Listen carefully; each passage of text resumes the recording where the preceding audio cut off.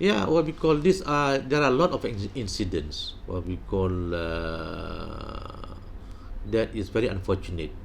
The rising intensity on the racism, looking at from not from the angle of Malaysian performing their duty, but looking at race.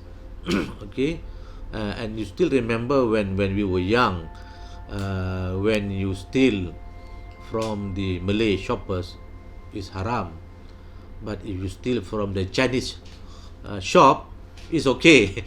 So this kind of thing, what we call, the understanding, and now compounded with racism that has been intensified of late.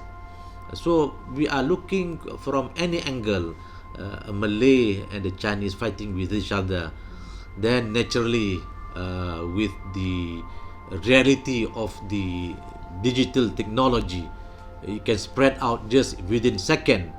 Then people can, the feeling of racism, Malay against Chinese, Malay against Indian, Islam against Christianity, and whatnot, is being portrayed from this sentiment. So what we call is start from education.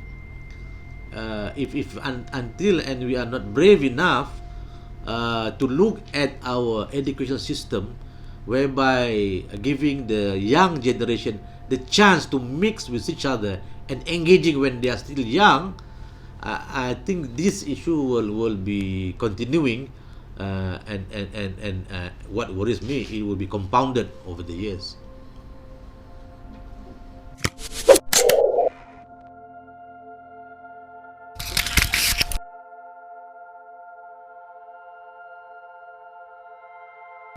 Well, when you talk about humanity, it means the society.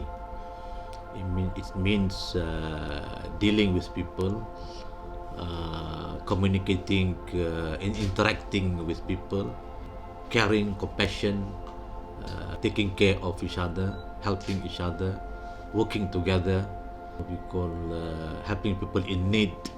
So what we call, in short, it is dealing with the human, with the society, with compassionate, cooperating with each other for the good of the society. Religion gives the guideline how to how the society relate by itself.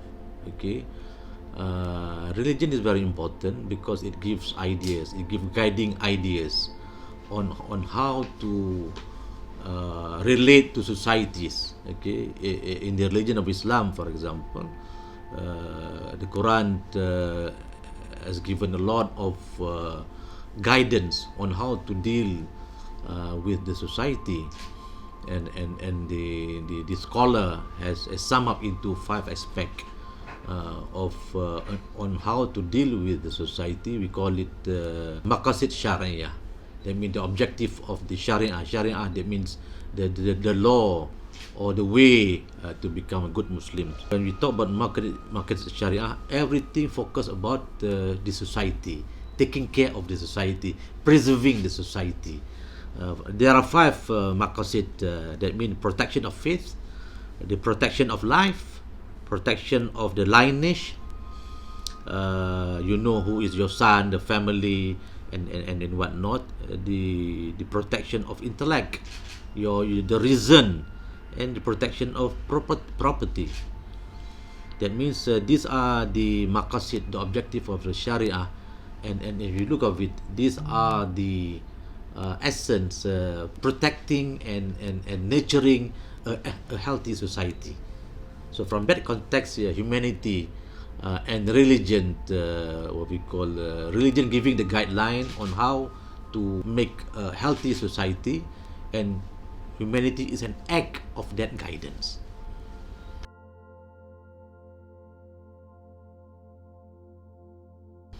Well, religion is very important. What we call, without the religion, how does the society having the idea on how to create a good society? It doesn't.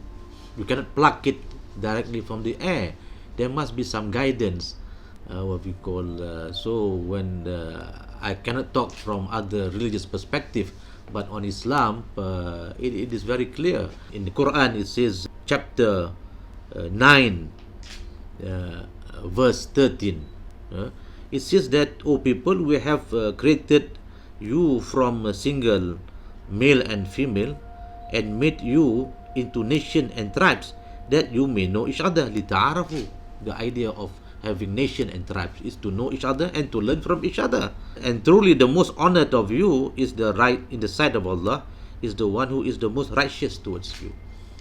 That means religion is giving the idea from Islamic perspective, the creation of nation and tribes. The purpose is لِتَعَارَفُوا, to know each other, to learn from each other, to after knowing and to learn and to cooperate with each other. And those who are righteous, following the God path, will be what we call honored in the eyes of Allah. So that in that context, from the Islamic perspective, what we call religion is very, very important. If you understand it correctly, of course you don't judge a Muslim by their behavior. You try to understand Islam by not looking at the Muslim behavior, but look at what is the text, the what we call the guidance from the Quran. Then you can see whether that Muslim is following according to the Quran or not. So when we talk about the problem with humanity, human relation, what we call infighting, racism, that means if you put it from the parameter of the Quran, you will see a lot of difference. What the Quran says, what is in practice is totally different. When you talk about humanity, it is very important from the Quranic perspective. Then you see what we call how the relation, how does the Quran really focusing on the society, on cooperation, on understanding with each other, and working toward common good.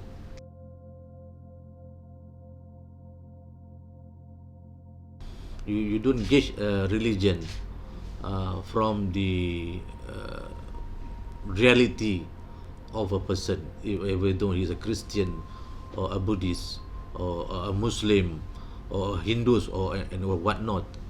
If they really follow their scripture, then you will see that they will be a good citizen, they will be a good human being, they will be a good neighbor.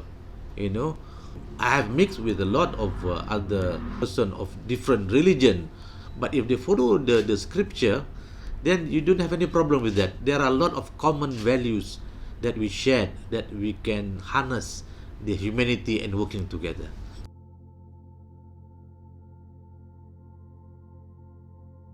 The problem in our society is there is no chance for our children to interact from young. The education has always been a parallel education with as long as you have a Chinese school, Tamil speaking, the Malay and religious, from young they don't have the chance to interact. That means everybody is looking from their own perspective, from all aspects of life. You see, for example, as for me, I was from primary school. I was in a mixed school. Okay, we call it National Sekolah Kebangsaan Sekolah Rendah Jenis Kebangsaan. That means a school that is a mix Chinese and Indian. When I was still very young, primary school, and then I went to St. John Institution, Kuala Lumpur. It's still a mix. So when you are young and when you are teenager, you mix with the Chinese, with the Indians, with the Hindus, with the Christian, with the Muslims. Then this interaction helps us to understand humanity better. When you talk about from the Malaysian context, we must relook back at our system of education. We have a national school, but still at the same time you still have school that is focusing on religion, on the Chinese school, and some of them, they don't even have a chance to interact with each other when they are still young. You see? So when they look religion, they look at we and the other.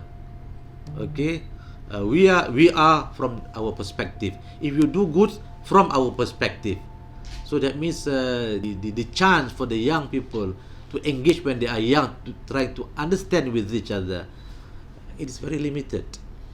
That is why that brought up the thinking that whoever does good thing, you look it from your narrow perspective of your understanding on the religion.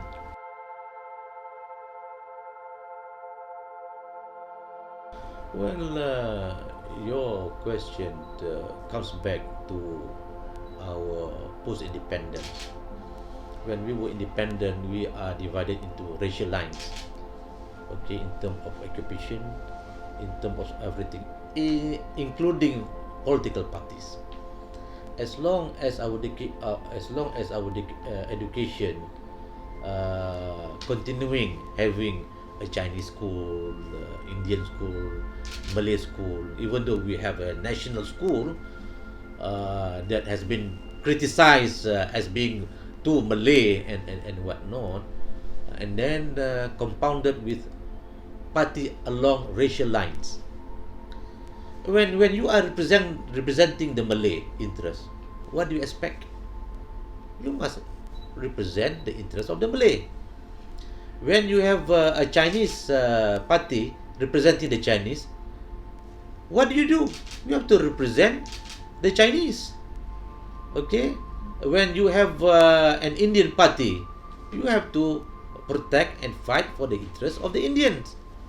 And when you have an Islamic party, naturally you will defend through your understanding and perception, defending the Islamic idealism, the interest of Islam. Okay, so until and unless we are brave enough, okay, to reset everything, from education, from politics, from everything, what we call considering talking about the future, then these issues that you brought up will keep on coming once in a while. You know, when comes election, then the issue will be hot potatoes. Okay, will be deliberated intensely. If you look at the future, until and you are brave enough to reset everything, to face the next generation, then this issue, I would foresee that next 10 years you will come again, and you are 10 years older, then the same question will come up again. Because we have not touched the root cause of the problem. The foundation is based on racial line. Whether we are ready to reset everything, brave enough, whether you have the political will to do it, then the future would be bleak. In the context of Malaysia, all religion must understand that this is, accept it like it or not, it is a multiracial society, and we are blessed with all big religion in this country. It is a blessing.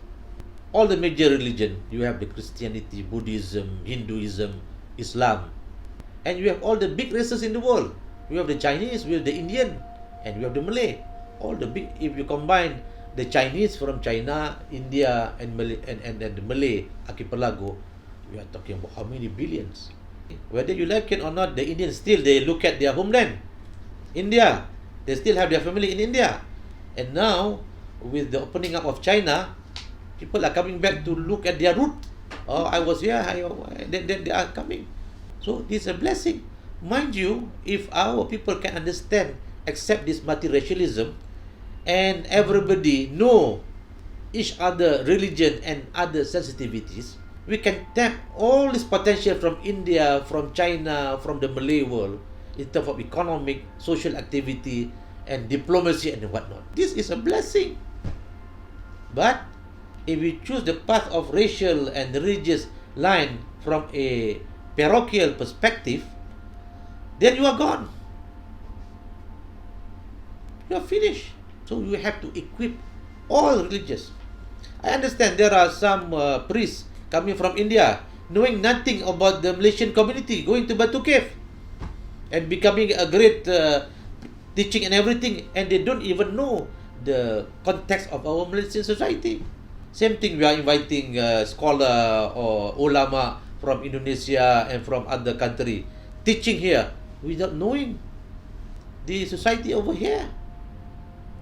So these are the issues at stake that we have to ponder upon and to look into it seriously for policy implication in the future.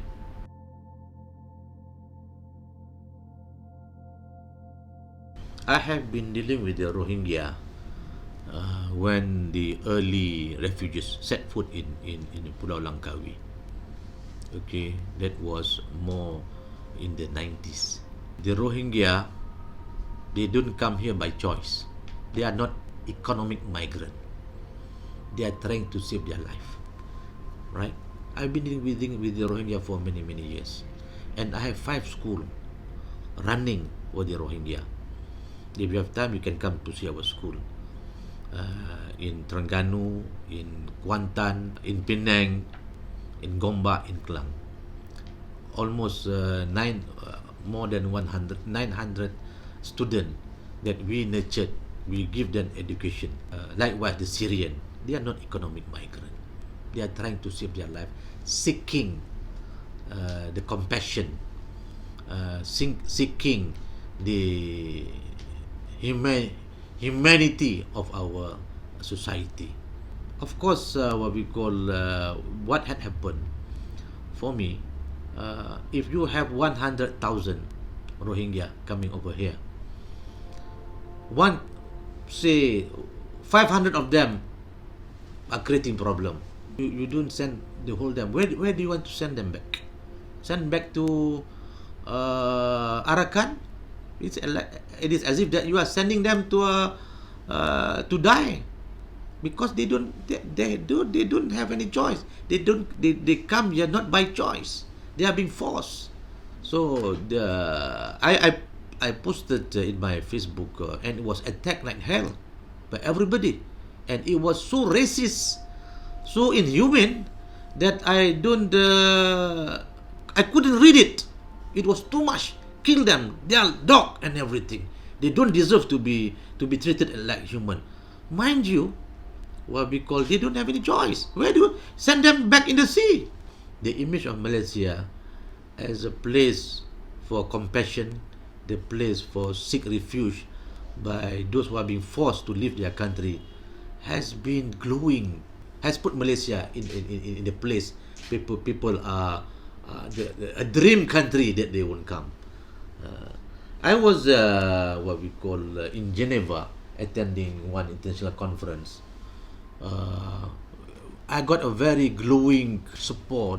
People respect Malaysia because for what we have done to the Rohingya, to the refugees from all over the world coming over here, giving them space to live, giving them breathing space while the political situation can be resolved in Burma.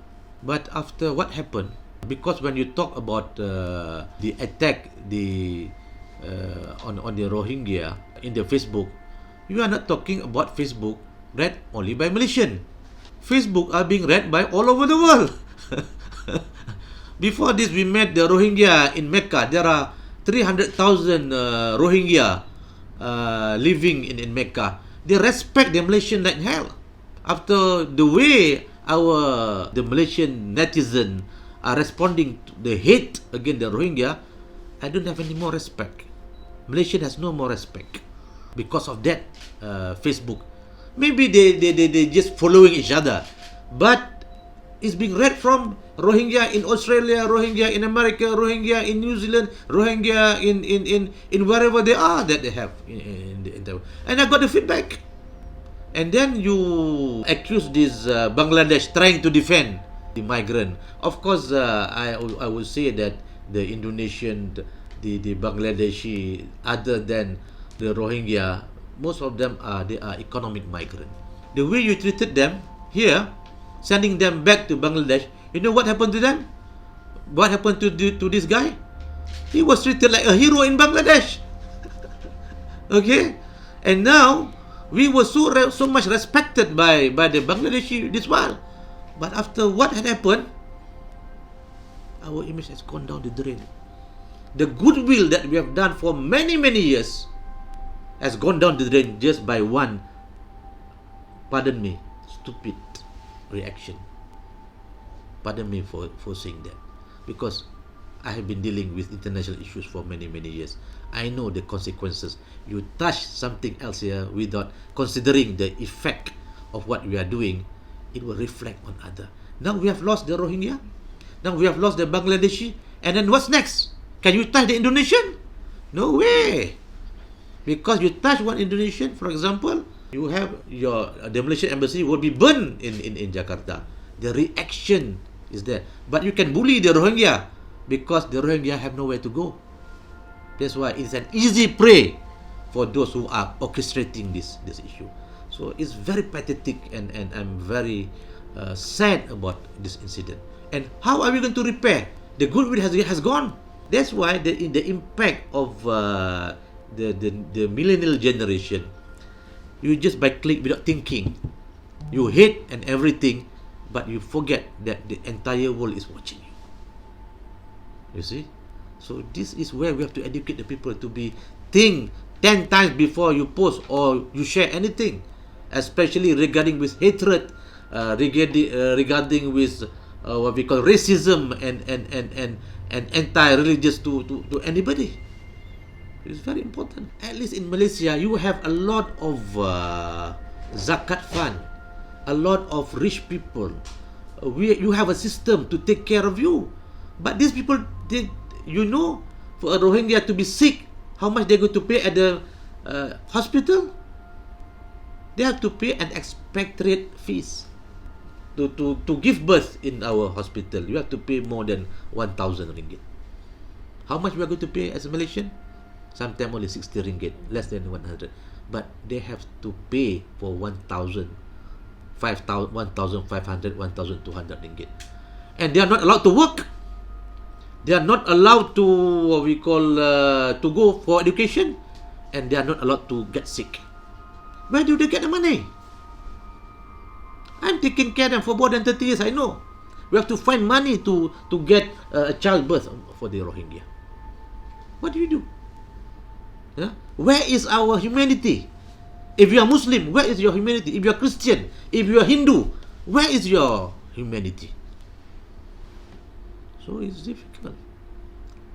It's difficult, So because, but when you treat them badly and you put it in your Facebook or in your what we call Instagram and whatnot, the entire world will know, and they look Malaysia. Last time, with respect, now they will spit at your face. For every action, there is a reaction. You don't expect what we call respect from anybody else after that, because you never respect human being.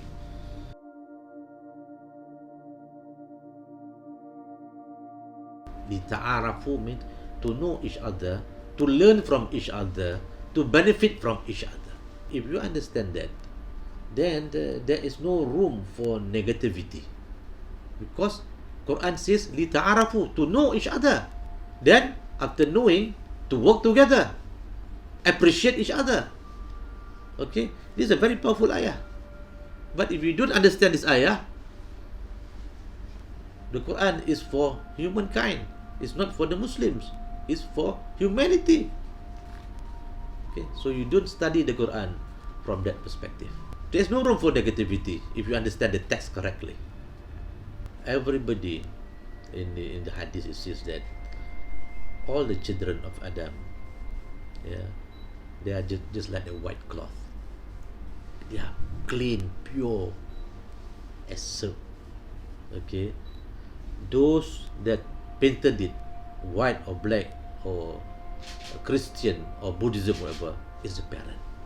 The heart depends on the parent, education from the parent. And if the parent having the education from a parochial racist religious perspective, then the parent will paint the same thing to the children, and it will be continuing generation after generation. So the heart is the same, meaning to say that every child born is like a white cloth. That means the heart is the same. What blacken the heart is the education. What blacken the heart, the experiences. Okay, especially the education of the parents. The parent is very important. So if the parent, what we call, is open-minded, exposed to all those things, naturally they will nurture the children to become better. Okay, but the parent, where do they get the education? Then again, the issue will come into back to the education.